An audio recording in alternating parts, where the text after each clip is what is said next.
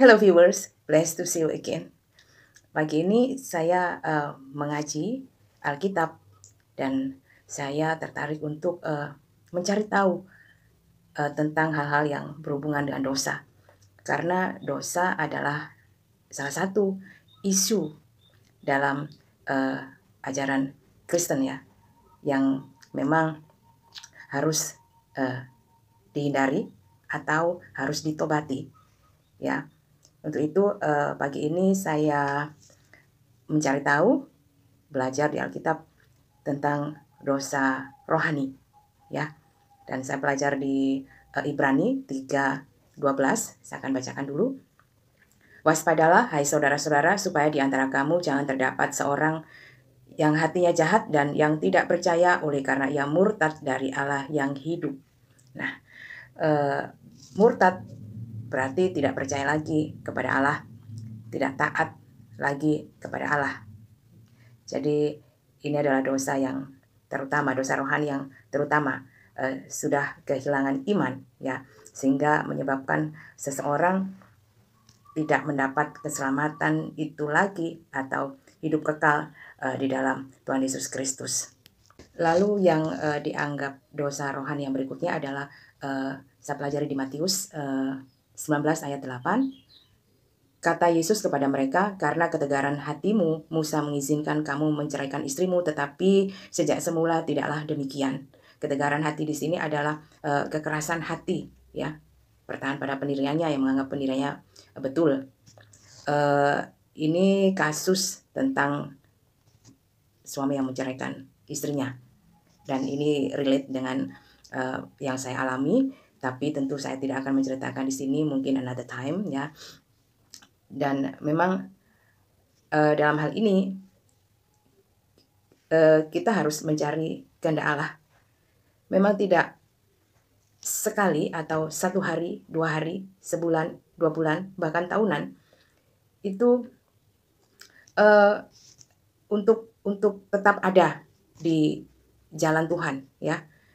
Kalau kehendak Allah, misalnya contohnya adalah dalam pernikahan, kehendak Allah adalah ya menikah untuk menjalani kehidupan sebagaimana mestinya, suami istri, berumah tangga, bertanggung jawab, kemudian tunduk kepada kehendak Allah. Jadi intinya kan seperti itu ya. Kemudian yang termasuk dosa rohani juga saya pelajari dalam 1 Korintus 13:4.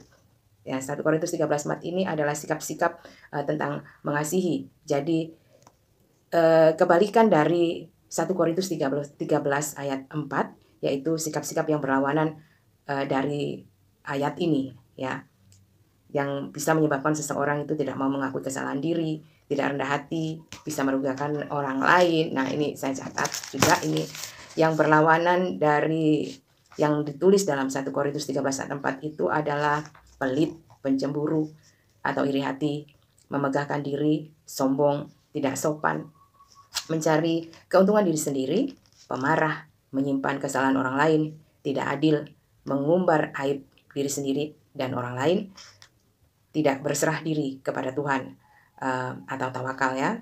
Kemudian karena tidak percaya ya, tidak percaya kepada Tuhan bahwa Tuhan yang bertindak, tidak sabar itu tadi ya, melakukan sesuatu dengan pamrih ya, untuk bisa juga dilihat, agar dilihat orang ya, tidak sabar, tidak tabah, mengeluh, dan banyak hal yang berlawanan dengan hal-hal yang tertulis dalam 1 Korintus 13:4, yaitu sikap-sikap mengasihi tadi. Kemudian saya belajar juga di 1 Petrus 5 ayat 3. Janganlah kamu berbuat seolah-olah kamu mau memerintah atas mereka yang dipercayakan kepadamu, tetapi hendaklah kamu menjadi teladan bagi kawanan domba itu. Nah, ini berbicara tentang sikap seseorang yang sok berkuasa ya. Jadi ingin mengontrol semuanya, ingin menguasai semuanya. Hal ini menguasai semua orang ya, yang seharusnya dalam naungannya ya, one man show lah istilahnya ya. Jadi semuanya dia, ya apa kata dia, semuanya harus tunduk kepadanya.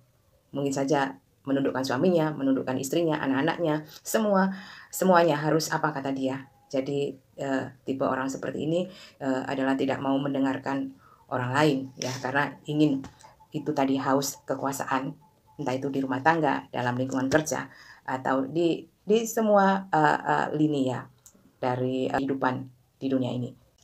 Dan kemarahan juga merupakan dosa rohani, seperti yang tertulis dalam Efesus 4 ayat 26, saya bacakan. Apabila kamu menjadi marah, janganlah kamu berbuat dosa, janganlah matahari terbenam sebelum padam amarahmu. Ayat 27, dan janganlah beri kesempatan kepada iblis. Nah, ini saya juga mengalami, saya menghadapi orang-orang yang sikapnya juga seperti ini, dan itu memang selain menyakiti hati orang lain, juga merugikan. Mungkin ada yang marah juga merusak barang, kemudian memukul, memaki, dan banyak hal ya, merendahkan orang lain.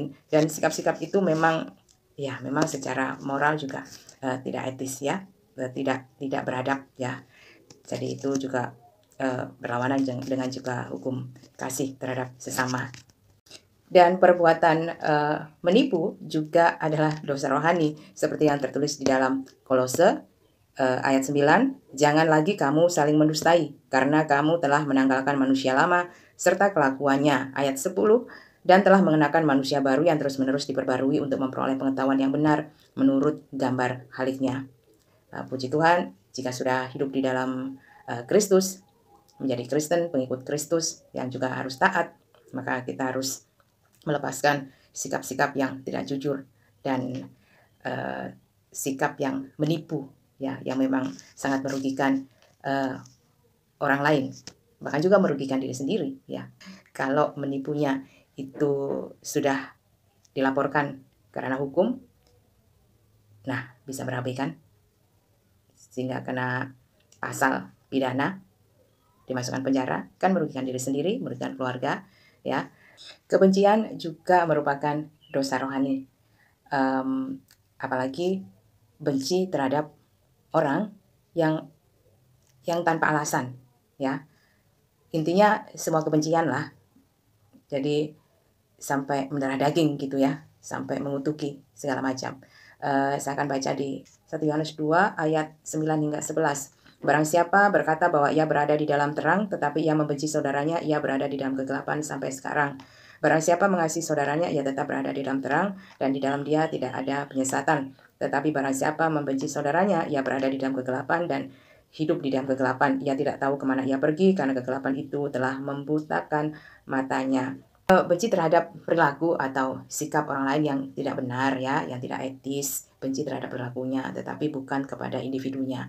Karena orang berperilaku yang negatif, berperilaku yang menurut etika tidak dibenarkan, itu kan memang juga selain dari hawa nafsunya, juga dari provokasi dari roh-roh jahat.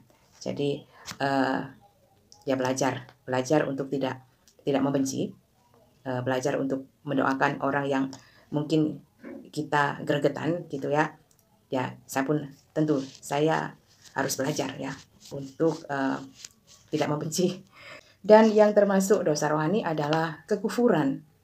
Ya, familiar di kalangan muslim istilah kekufuran ya. Memang etimologinya dari bahasa Arab, artinya kufur, menutupi kebenaran. Jadi mengingkari kebenaran. Dalam konteks kekristenan, mengingkari kebenaran akan Allah di dalam Tuhan Yesus Kristus. Nah, ini saya bacakan di 1 Timotius 1 ayat 13. Aku yang tadinya seorang penghujat dan seorang penganiaya dan seorang ganas, tetapi aku telah dikasihaninya karena semuanya itu telah kulakukan tanpa pengetahuan, yaitu di luar iman.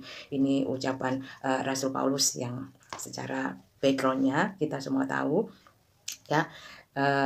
Jadi memang orang yang sebelumnya benci sekali terhadap ajaran Kristen, lalu kemudian akhirnya menjadi pemberita Kristus atau pemberita Injil, atau menjadi Kristen atau pengikut Kristus. Dulunya sebelumnya beragama yang taat seperti Rasul Paulus dengan agamanya yang lama. Jadinya dulu bahkan membunuh para pengikut Kristus, menganiaya, karena memang tidak punya pengetahuan ya, pengenalan akan Yesus Kristus yang benar itu. Dan pengetahuan itu adalah kasih karunia dari Allah sendiri yang diberikan kepada orang-orang yang memang Tuhan pilih ya untuk menerima anugerah itu sebagai pengikut Kristus, pemberita Injil. Jadi itu adalah bagian untuk memelihara keselamatan, memberitakan Injil, memberikan kesaksian tentang kuasa Tuhan Yesus Kristus ya. Jadi kekufuran ya, orang-orang yang kufur ya, yang menolak kebenaran akan Yesus Kristus sebagai Tuhan dan juru selamat. Lalu yang termasuk dosa rohani yang saya pelajari adalah keserakahan ya.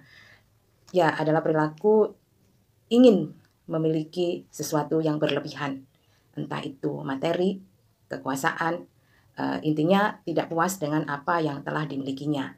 Ini dalam Kolose 3 ayat 5, karena itu matikanlah dalam dirimu segala sesuatu yang duniawi, yaitu percabulan, kenajisan, hawa nafsu, nafsu jahat, dan juga keserakahan, yang sama dengan penyembahan berhala. Jadi tidak puas dengan apa yang sudah dimiliki, dalam hal makan juga, dalam segalanya lah. Jadi tidak bisa mengendalikan hawa nafsu. Saya rasa itu yang saya pelajari. Mungkin ada teman-teman Kristen yang mau menambahkan, silakan di komentar. Saya sangat terbuka untuk belajar hidup menjadi Kristen, belajar untuk hidup sesuai dengan kehendak Allah. Jadi puji Tuhan, semoga ini juga memberkati bagi semua. Tuhan memberkati semua manusia.